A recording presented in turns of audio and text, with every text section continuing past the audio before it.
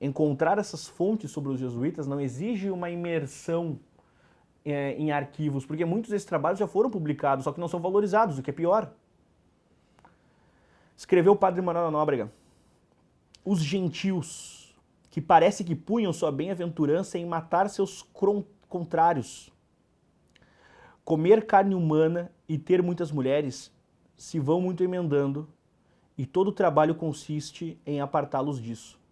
Percebam a primeira descrição.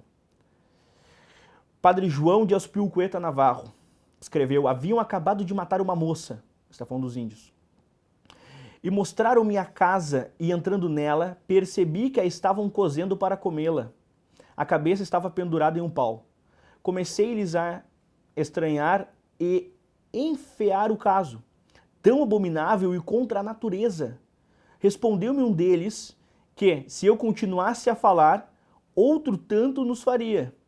Eu não o entendi, senão língua que levava comigo, ao qual insisti que falasse o que eu lhe dissesse, mas nunca ousou dizer palavra.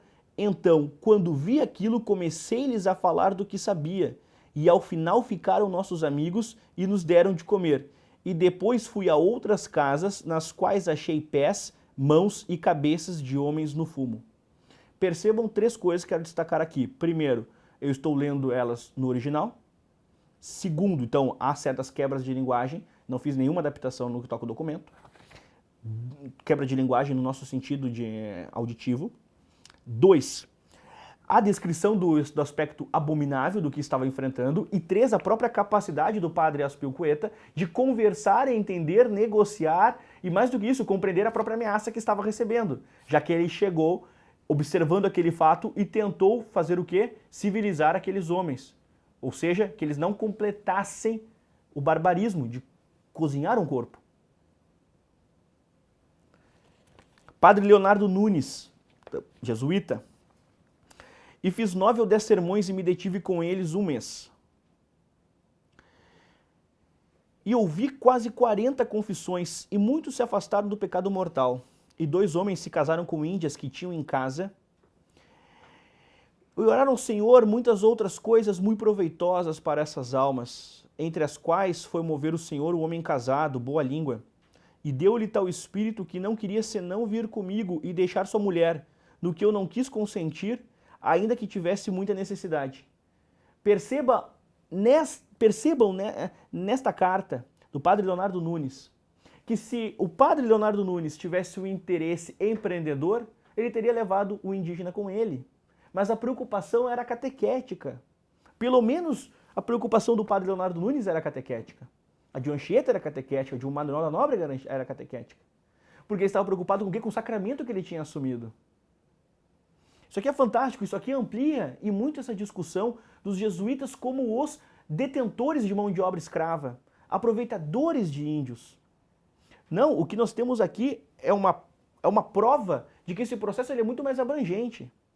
E mais do que isso, eu não posso massificar uma obra de um empreendimento humano, composto, formado, claro, por uma linhagem que era para ser comum, à luz de um comum que macula a pluralidade da natureza humana. Porque há essa impossibilidade. É impossível existir 2 Anchietas, mas é possível existir um padre Leonardo Nunes e um Anchieta. Ou seja, os 2 somados demonstram qual era a premissa desses primeiros homens.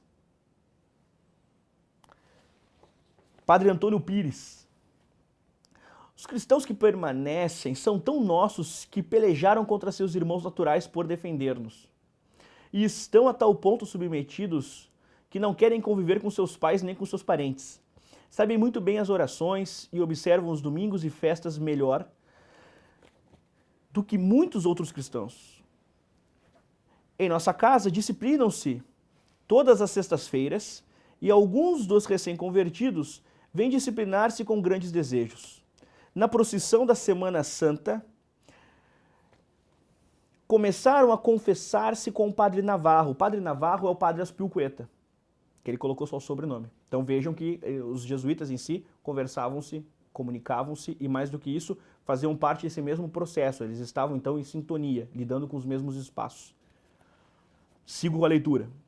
Em sua língua porque já há muitos anos o querem e desejam. Vejam só, no caso do padre Aspilcueta, que conversavam com o padre Navarro em sua língua, ou seja, o padre Aspilcueta com essa facilidade do próprio entendimento do tupi. Anchieta é valorizado muitas vezes por ter feito poemas em latim, poemas em tupi, ou seja, um poliglota, nos mais extremos da linguagem. Padre Aspilcueta tem esse mérito, inclusive de maneira até superior, certo? De ter sido um poliglota ao máximo. Sigo com a leitura. Esses hão de ser grande fundamento para todos os outros se converterem e já começam a ir pelas aldeias com os padres, pregando a fé e desenganando os seus dos mais costumes em que vivem. Também esse sentido de pluralidade. Pluralidade nesse sentido catequético. Ademais, o que é importante se dizer sobre esses documentos? Eles escreviam uma comunicação interna. A historiografia que vai atrás disso, que pesquisa, eles não escreveram pensando que em 2017 eles seriam alvo do Brasil Paralelo, ou de que eles seriam lidos pelo padre Serafim Leite. Eles escreveram isso para relatar o que estavam lidando, com o que estavam lidando, qual era a realidade que eles estavam combatendo. Para finalizar, vou seguir com essa extensão do padre Antônio Pires. Um dia, com grande urgência e eficácia, pediu o batismo e batizou o padre Navarro. E daí a 6 ou 7 dias adoeceu de câmaras diarreia. E ia se consumindo até que percebeu que havia de morrer. E 2 noites antes que morresse, mandou chamar o padre Navarro para acompanhá-lo e ensinar-lhe como havia de morrer. E pedia-lhe que dissesse muitas vezes o nome de Jesus e o de Santa Maria, Nossa Senhora. E também dizia com o padre esses santos nomes até perder a fala. E antes que a perdesse, vestiu com a roupa que tinha e mandou que os seus o enterrassem. Com ela e em sagrado, como era costume dos cristãos, e deu espírito a Deus, estando o padre Navarro dizendo missa por ele, pelo que não pôde estar presente à sua morte. Disse ao padre Navarro uma sua irmã, que estava presente à sua morte, que o morto lhe havia dito antes de perder a fala, irmã, não vês? E ela lhe respondeu que não via nada. E tornando ele a perguntar-lhe a mesma coisa, ela lhe respondia da mesma maneira, até que, com grande alegria, ele disse, vejo, minha irmã, os vermes folgando na terra e nos céus grandes alegrias e prazeres. Fique em paz, que eu me quero ir. Isso é fantástico. O indígena poderia ter escolhido morrer de outra forma. E ele morre invocando a fé de um convertido.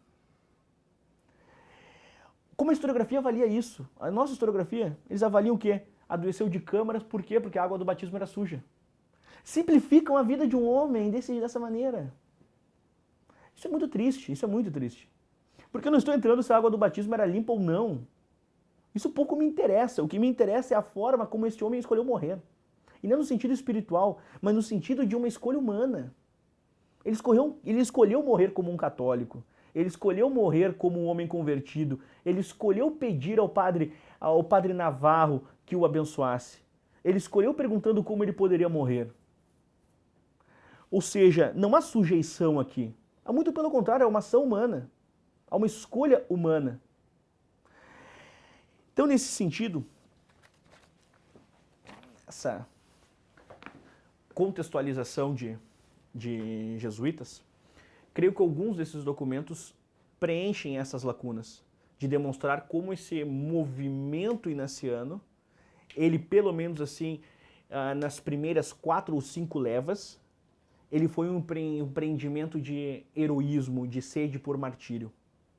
Mas os jesuítas, por sua vez, no século XVIII, vão ser uma ordem que vão, inclusive, possuir um contingente significativo de escravos. Então, eu não leio esses documentos para dizer assim, aqui está a totalidade moral da história dos jesuítas no Brasil. Mas eu estou dizendo assim, ó, pois bem, estes homens aqui existiram e deram a vida por este país. fazendo isso, eles merecem respeito. Esse respeito é específico, ele tem nome. Porque como cada um desses padres, quando eles morreram, dentro da teologia católica, eles foram chamados pelo nome por Deus. E nesse sentido, como historiador, eu apresento cada um deles à luz do seu nome.